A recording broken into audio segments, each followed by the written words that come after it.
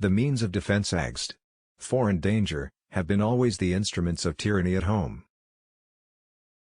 The advancement of science and the diffusion of information is the best element to true liberty. The purpose of separation of church and state is to keep forever from these shores the ceaseless strife that has soaked the soil of Europe in blood for centuries. There are more instances of the abridgment of the freedom of the people by gradual and silent encroachments of those in power than by violent and sudden usurpations. Philosophy is common sense with big words. The truth is that all men having power ought to be mistrusted.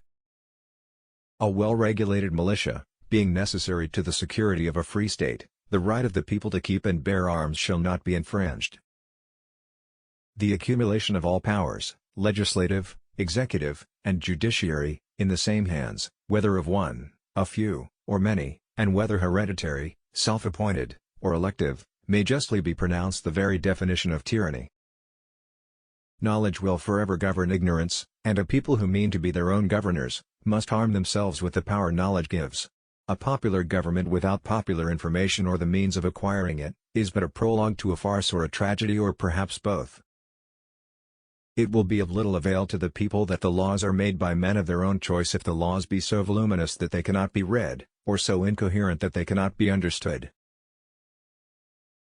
Americans have the right and advantage of being armed, unlike the citizens of other countries whose governments are afraid to trust the people with arms.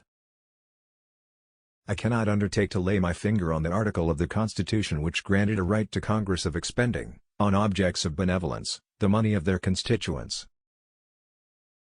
Charity is no part of the legislative duty of the government.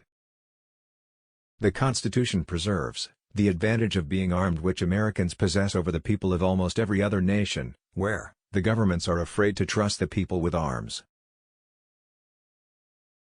The means of defense against foreign danger have been always the instruments of tyranny at home.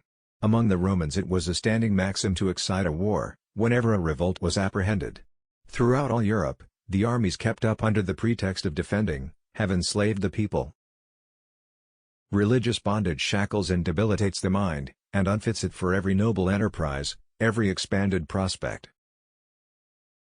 History records that the money changers have used every form of abuse, intrigue, deceit, and violent means possible to maintain their control over governments by controlling money and its issuance. No nation could preserve its freedom in the midst of continual warfare. You must first enable the government to control the governed, and in the next place, oblige it to control itself. Knowledge will forever govern ignorance, and a people who mean to be their own governors, must arm themselves with the power knowledge gives.